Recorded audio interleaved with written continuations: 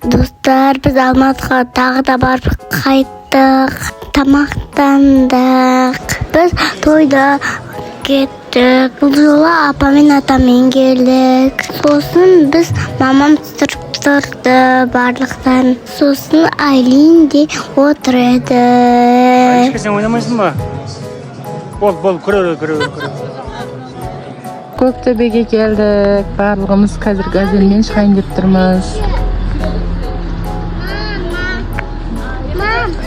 Сәлем достар. Бүгін бізде жаңа видео. Бүгін біз машинаның екінші шартын түсірейін деп жатырмыз. Біз бүгін апа мен атаның әкелейін деп. Газельмен қайтамыз? Газельмен қайтасың? Қаншадан? 40 адамға ма? Екінші шартын түсіреміз. Екінші часть, иә? Я. Бұл жолы кіммен келдік? Апа мен атамен.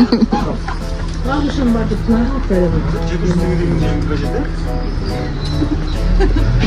сондай еді ғой? Бұрын сондай еді ғой? Біз бұл жолы газельмен Көктөбеге көтеріліп жатырмыз. Машинаның осы ғой, ол мен мұрыштау керек енді.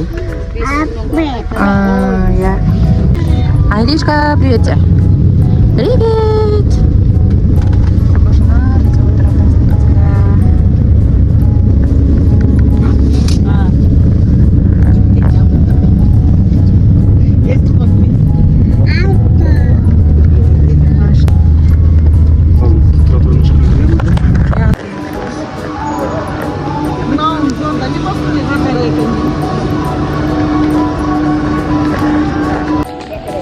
Достар, біз газельден түсіп,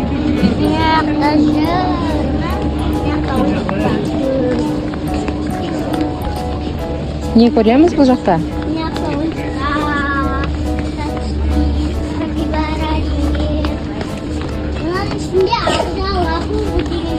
Иә, сосын ана жақ көреміз, жүріне қала көрінетін ана жақта.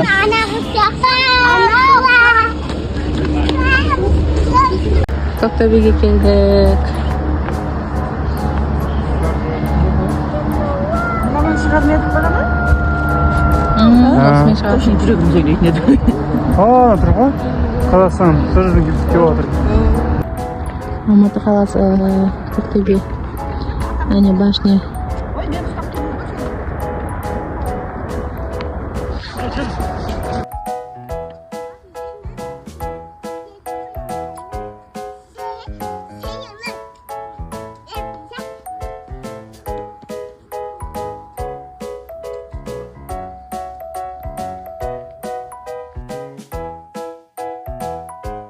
Деп бағыма. Қалар екінші рет канатқа мініп жатыр, не дейді? Мамана жауап берші. Жауап берші, су қалсын. Жауап берші. Үйде ойнап жүргенде жалыларын жүгіріп, абайсыз тазаны алғаным айсындырып, естеймен де білмеймін оқырсам бекен далаға, біліп қойса өлтірет, қалай айтам мамаға, ұшпайсың ба анашым, бір айтсам бола ма, я ұрыспайым айта бер, не білдірдің сен бала, алла тұрғанда заңның асындырып алдым қарашы, есін тұрған өз, иттің ғана баласы. Молодец. Что айтасың? Достар, мынақта тау қорқынышты болады.